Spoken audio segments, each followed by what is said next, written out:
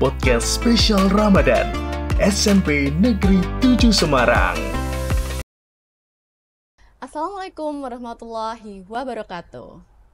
Halo Sobat Spentura, selamat datang di podcast edisi Ramadan dengan tema Menuntut Ilmu.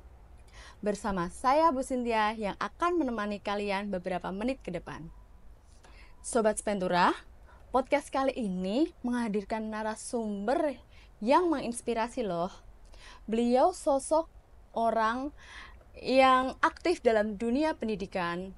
Beliau juga guru agama Islam di Spentura dan pastinya beliau sangat paham tentang pentingnya ilmu kehidupan. Nah, kira-kira siapa nih? Nah, beliau adalah Bapak Musyafruddin yang sering kita panggil dengan nama Pak Udin. Nah, langsung saja kita sapa yuk. Assalamualaikum warahmatullahi wabarakatuh, Pak Udin. Ya, waalaikumsalam warahmatullahi wabarakatuh, Mbak Cynthia. Ya, bagaimana kabarnya hari ini, Pak? Alhamdulillah baik, senang pada hari ini Ya. kita bisa berbagi sharing tentang informasi-informasi yang penting untuk kita. Ya, Pak Udin. Kalau bicara soal menuntut ilmu ya Pak ya, dalam hadis Rasulullah yang berbunyi menuntut ilmu itu wajib bagi setiap umat muslim. Nah, menurut Pak Udin sendiri seberapa penting sih Pak ilmu untuk kita? Ya, benar sekali Mbak Cynthia bahwa menuntut ilmu itu adalah kewajiban bagi setiap laki-laki dan perempuan. Ya. Ya, tholabul ilmi faridotun ala kulli muslimin wa muslimatin. Ya. Nah, bahwa menuntut ilmu adalah kewajiban bagi setiap laki-laki dan perempuan. Nah, ini bahkan di dalam Al-Quran ini untuk menuntut ilmu itu adalah kita harus membaca. Salah satunya adalah membaca. Literasi. Iqra, ya, jadi Iqra dalam surat Al-Alaq. Iqra, bacalah.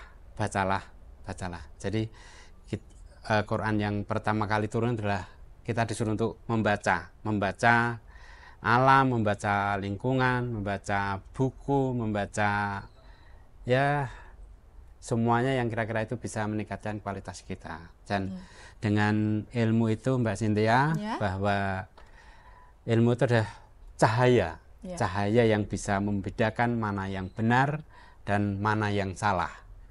Dan dengan ilmu kita bisa memahami dunia ini, masalah-masalah dunia, dan bisa menjadi solusinya, dan insya Allah bisa meningkatkan kualitas diri kita. Luar biasa sekali ya Pak. Nah, dalam menuntut ilmu ya Pak ya, itu pastikan ada tantangannya ya kan Pak. Seperti contohnya rasa malas tuh.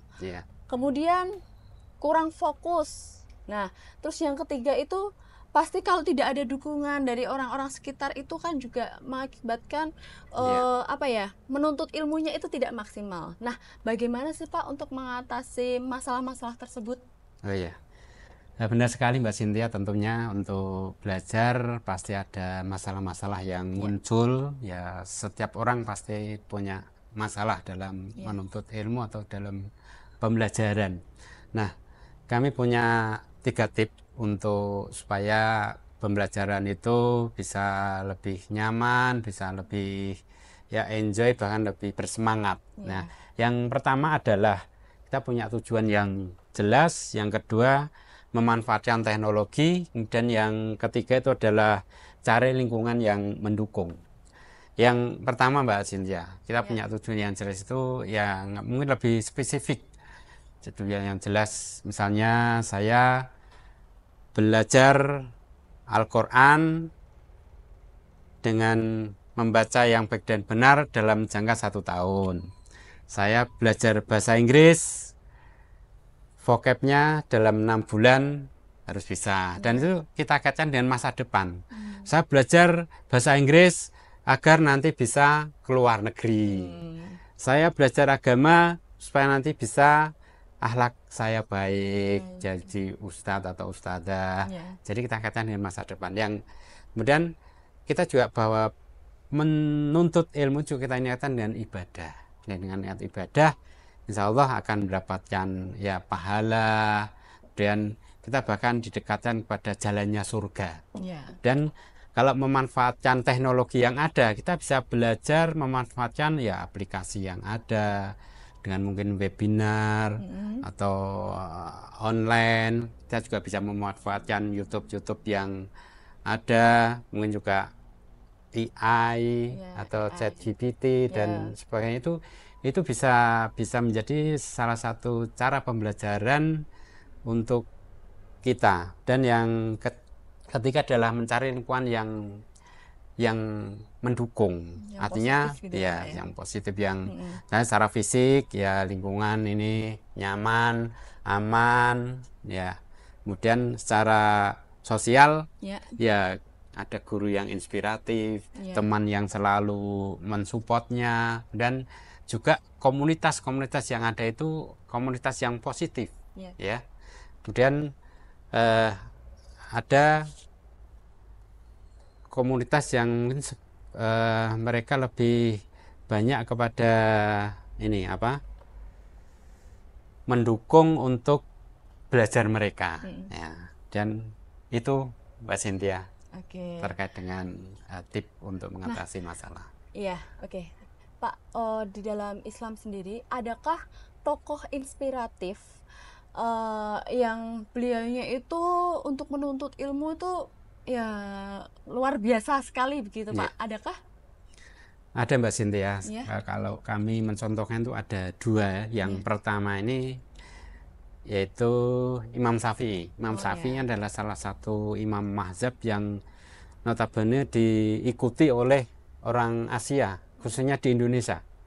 Ini Imam Syafi'i ini lahir di daerah Gaza, Palestina Mbak Cynthia. Jadi dalam usia 7 tahun itu sudah hafal Al-Quran. Nah ini kan luar biasa. 10 tahun menghafalkan kitab Al-Muwatta.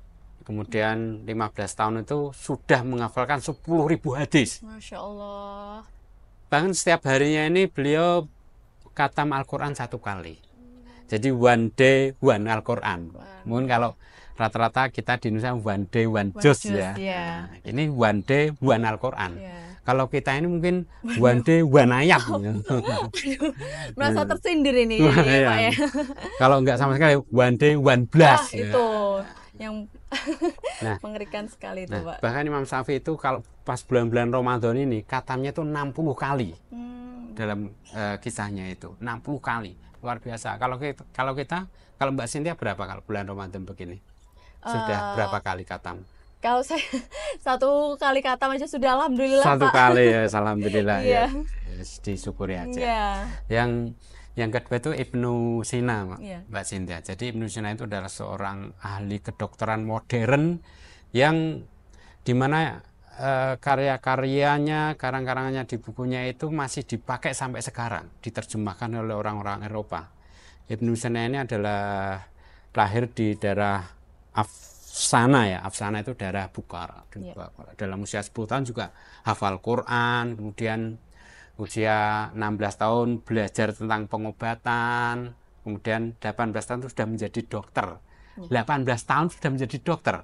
Bahkan ketika Sultan Bukhara itu sakit, dokter-dokter yang lain itu belum bisa menyembuhkan, tapi Ibnu Sina ini sudah bisa, alhamdulillah bisa menyembuhkan dengan izin Allah. Nah, ini sangat luar biasa. Maka kita sebagai generasi muda bisa belajar dari mereka dengan cara yang bagaimana? 1, kita ini harus semangat belajar tanpa batas. Yang kedua, menggabungkan antara ilmu agama dengan sains. Kemudian yang ketiga, konsisten dan tidak menyerah. Dan yang keempat, menggunakan teknologi yang ada. Kemudian yang terakhir, mengamalkan ilmu dalam kehidupan sehari-hari. Mungkin itu saja Mbak Cynthia, akhir atau closing dari kegiatan ini. Terima kasih. Ya, Masya Allah, banyak sekali ya Pak ya pelajaran yang dapat kita ambil, terutama untuk saya Pak, karena ilmu-ilmu dari Pak Udin itu sangat bermanfaat sekali. Amin. Semoga juga bermanfaat untuk sobat-sobat Spentura begitu ya. Jadi ilmu itu bekal terbaik untuk masa depan kita. Makanya jangan lelah untuk menuntut ilmu, begitu ya. Terima kasih Bapak Sama-sama, Udin Mbak yang Cynthia. sudah menyempatkan waktu dan membagi ilmunya untuk kita semua, Iya. gitu ya. Dan untuk Sobat Spentura, ikuti podcast kami terus ya untuk mendapatkan inspirasi dan ilmu.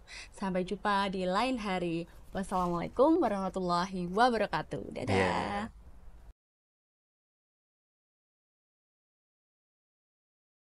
Terima kasih telah menyaksikan podcast spesial Ramadan SMP Negeri 7 Semarang. Sampai jumpa di episode selanjutnya.